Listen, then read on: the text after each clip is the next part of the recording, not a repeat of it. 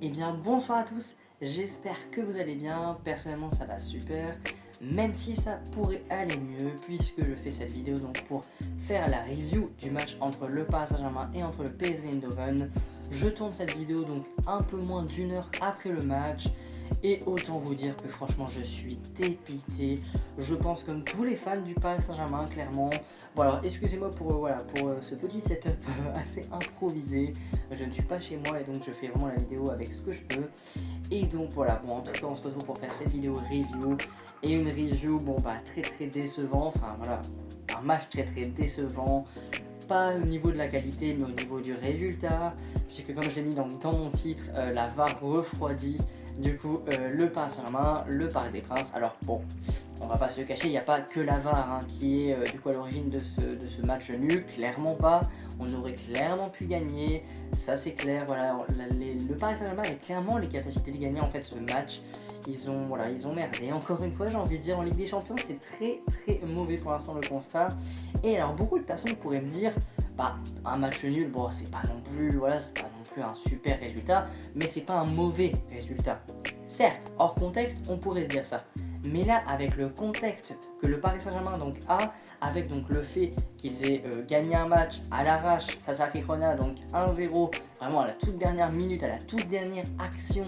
Alors, personne, je les avais défendus, mais voilà, c'était quand même une victoire vraiment à l'arrache. Ensuite, ils ont perdu leur deuxième match face à Arsenal 2-0 dans un match où là, vraiment, je ne pouvais pas les défendre. Un match hyper médiocre, hyper décevant, hyper catastrophique en fait, tout simplement. Dans un contexte où le PSG est 19ème, je ne sais pas si vous vous rendez compte, 19ème de cette saison régulière, Brest est 3ème, Monaco est 1er. Bon, certes, tous les matchs n'ont pas été joués, c'est pour vous dire, le PSG c'est l'équipe française qui a le plus de difficultés en Ligue des Champions. Je ne sais pas si vous vous rendez compte, c'est très grave, ça devient inquiétant, autant où après le match de Girona j'étais hyper confiant, après le match de Arsenal j'étais largement moins confiant, mais je reste optimiste. Là je commence à avoir peur. Là je commence à avoir très peur de ce qui peut arriver. Puisqu'après, c'est pas des petites équipes qui arrivent. C'est pas Salzbourg, c'est pas, bon, avec tout le respect que j'ai pour Salzbourg, mais voilà, c'est pas des petites équipes qui arrivent. Après c'est le Manchester City, après c'est le Bayern Munich, après c'est de l'Atlético de Madrid. Donc là, il va vraiment falloir se réveiller.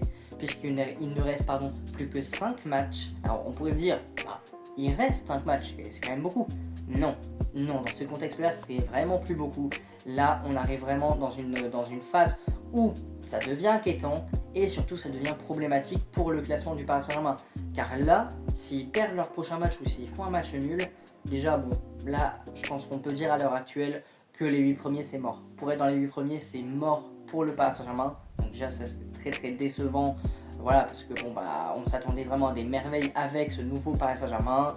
Après, comme je l'ai souvent dit, c'est un projet long terme, ça c'est sûr. Mais bon, c'est sûr que là, c'est très décevant pour l'instant. Sachant qu'en plus, ils font un super début de saison en Ligue 1. Ils font de superbes choses en Ligue 1. Et en Ligue des Champions, je sais pas pourquoi, ça va pas. Il n'y a pas la même énergie. Après, il n'y a pas les mêmes adversaires. Vous me direz, mais bon, le PSV, avec tout le respect que j'ai pour le PSV, c'est pas non plus le Bayern, quoi. Donc, voilà, il y a quelque chose qui coince, il va vraiment falloir retravailler sur ça, il va vraiment falloir trouver la solution sur ça. Il y a eu un choix fort, voilà, on va parler d'abord des tops, si on peut dire des tops, et ensuite on finira par les flops. Déjà, juste petite parenthèse avant de parler des tops et des flops, j'ai pas compris un choix de Luis Enrique, même si j'adore Luis Enrique, clairement pour moi c'est limite mon coach préféré. J'ai pas compris un de ses choix, j'ai vraiment pas compris un de ses choix, le fait que je sais pas pourquoi Vitinha, d'un coup je le vois sur le banc. Voilà, j'ai pas compris. Vitinha sur le banc. À quel moment? Pourquoi? Je sais pas, j'ai pas compris cette décision. Après voilà, c'est Luis Enrique, il a largement plus expérimenté que moi, ça c'est clair, clairement. Mais je sais pas, Vitinha il était dans une bonne forme, ça reste quand même un cadre du milieu de terrain, un cadre de cette équipe tout simplement. Donc voilà, là déjà j'avoue j'étais pas très confiant, ça m'a clairement confirmé ça parce que vraiment le milieu a été très passif tout comme la défense. Et d'ailleurs donc on va d'abord parler des tops avant de parler des flops, voilà, on va essayer d'avoir un peu de positif, de relever un peu le niveau. Avec pour moi donc 3 tops, si on peut dire top, avec donc celui qui a été c'était acceptable, je trouvais son match plutôt bon, plutôt correct, c'est Ousmane Dembélé. Alors je sais que peut-être beaucoup de personnes vont me dire « Ah, qu'est-ce que tu dis ? Personnellement, j'ai bien aimé. J'hésitais entre mettre Ousmane Dembélé et entre Marquinhos, parce que Marquinhos, j'ai trouvé aussi qu'il avait fait de bonnes choses. Il nous a sauvés, du coup, dans une action 2 contre 1. Et il a réussi à reprendre le ballon. Donc, bon, merci Marquinhos, hein, clairement. On va dire que c'est un bonus. Voilà, c'est le 4ème. Mais le 3ème, moi, je mettrais Ousmane Dembélé qui a tenté des choses. Il a tenté des choses. Il a réussi certaines choses. Certes, il en a loupé, c'est Ousmane Dembélé.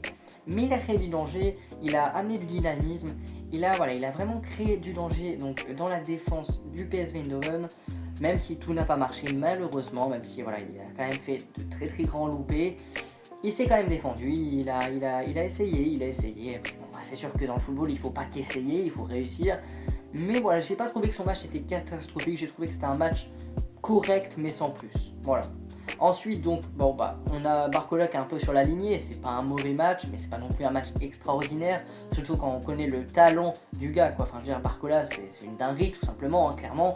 Il fait de très très très bonnes choses, donc pour moi, voilà, il aurait pu vraiment apporter quelque chose donc, dans ce match. Malheureusement, ça n'a pas vraiment été le cas. Il a apporté du danger. Surtout dans la première mi-temps, je trouvais qu'il était vraiment présent en attaque. C'est lui qui tentait limite toutes les actions. Malheureusement, il y a eu un raté et un arrêt. Bon, c'est comme ça, c'est pas de chance. Et puis voilà, bon, bah, il a essayé des choses comme Ousmane Dembélé, même si ça a eu un peu plus de réussite. Malheureusement, bon, bah, ça n'aura pas été jusqu'au but. C'est bien dommage. Et pour moi, vraiment le top, le seul véritable top voilà, de ce match, c'est pour moi Achraf Hakimi qui franchement a fait un superbe match. Voilà, malheureusement, ça n'a pas aidé le PSG à gagner cette rencontre, mais pour moi, il a fait un superbe match en fait. Il a fait un superbe match, sans compter son but, parce que déjà son but, faut en parler. Quel golasso! C'est une bombe qu'il a mis, vraiment. J'étais choqué quand j'ai vu le but. Je m'y attendais tellement pas. Et puis ça passe vraiment pile entre les jambes du gardien, quoi. Non, franchement, c'était un superbe but qui était mérité. Mais voilà, vraiment une superbe frappe. Bravo Achraf Hakimi pour ça, pardon. J'ai du mal, en même temps il est minuit. Et par contre, hors ce but, franchement, c'était un superbe match de la part d'Achraf Hakimi. Une super prestation. Je trouve qu'il a amené, comme je l'ai dit, du dynamisme. Alors certes, je l'avais dit pour Dembélé, mais là c'est vraiment un niveau au-dessus. Il a amené du danger, alors que normalement c'est pas son poste de base. Il a amené du danger, c'est l'un de ceux du PSG qui a amené le plus de danger. Il a amené plus de danger que Lee Kang-in par exemple.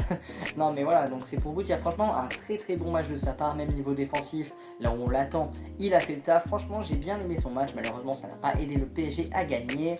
Puisque il n'y a pas eu que des bonnes prestations dans ce match, voilà, parce que sinon il n'y aurait pas de flop. Et pour moi, il y a vraiment deux gros flops. Je vais même peut-être en mettre un troisième qui, bon, n'est pas vraiment un joueur, vous allez voir. Pour moi, le troisième, déjà, c'est Gianluigi Donnarumma. J'ai l'impression de me répéter, en fait, en disant Gianluigi Donnarumma dans les flops. J'ai l'impression de me répéter parce qu'en fait, je commence à ne plus du tout avoir d'attente concernant Donnarumma. Clairement, je ne m'attends plus à rien, en fait. Parce que sur le but, clairement, en fait, au début, quand je vous avoue, quand j'ai vu le but, j'étais en train de le défendre. Mon père me disait, voilà, là il aurait pu plonger, etc. Et j'ai essayé de le défendre. Et en fait, en revoyant le but, je me suis dit, il aurait pu quand même faire quelque chose. Là, il reste vraiment statique. Voilà, il reste passif en fait. Il regarde le but et voilà. Tel nous en regardant la télé. Bon, il a rien fait clairement. Donc déjà ça. Et puis il a pas fait un bon match. Voilà. En fait comme d'habitude j'ai envie de dire maintenant c'est triste de dire ça. C'est très très triste de dire ça. On parle pour moi normalement d'un des meilleurs gardiens au monde. Et là c'est vraiment triste de voir cette performance qui se ressemble avec les autres, avec les dernières performances qu'il produit sur en Ligue des Champions. C'est triste. Moi franchement j'en attends plus rien. Pour moi il faudrait mettre Safonov, il faudrait mettre Arnautonas. Mais Donnarumma limite j'ai même plus envie de le voir au poste de gardien du Paris Saint-Germain. C'est triste de dire ça, c'est triste d'en arriver là. Mais bon c'est comme ça. Ensuite le deuxième flop, je suis vraiment dégoûté de le citer parce que j'adore ce joueur. J'adore donc son arrivée au PSG. Mais malheureusement, faut bien des matchs où ça va pas trop. Faut bien des moments d'un peu moins bien, des moments de flottement. Et c'est exactement ce qui est arrivé aujourd'hui pour William Pacho, qui a un peu tout raté. Voilà, il a eu quelques pertes de balles, ses relances n'étaient pas forcément bonnes, pas dans le bon timing. Enfin bref, il a eu énormément de mal, je trouve, dans ce match. Après voilà, franchement, avec tout ce qu'il a fait depuis le début de saison, voilà, clairement, je vais pas dire ramenez-nous Skriniar, parce que non, en fait, clairement, William Pacho a clairement sa place, a clairement plus sa place, pardon, que Skriniar au poste de titulaire du Paris Saint-Germain, clairement. Voilà, c'est sûr que bon, on peut pas toujours réussir ces matchs, clairement pas. Donc voilà, je lui en veux pas vraiment. Après, c'est sûr que voilà, c'est sûr que bon, quand t'as un de tes deux principaux défenseurs qui fait de la merde, forcément, ça va pas trop. Et c'est ce qui s'est passé, la défense a été trop passif, ça a suivi avec le milieu qui a été trop passif, et donc forcément, le PSV s'est créé énormément d'occasions, et surtout le PSV Eindhoven arrivait facilement à rentrer dans la surface du Paris Saint-Germain, ce qui est pas normal. Clairement, normalement, c'est vraiment pas normal, tout simplement. Donc, voilà, William Pacho, flop. Et le troisième flop, alors bon, je sais que je vais peut-être être de mauvaise foi, c'est possible, c'est même très probable, c'est la VAR. La VAR, parce que à la dernière action, il y a un penalty qui est sifflé, et je suis trop content personnellement, mais j'ai un peu peur. Je me dis, est-ce qu'il l'a vraiment touché? Premier ralenti, je me dis, aïe aïe aïe, il l'a pas touché.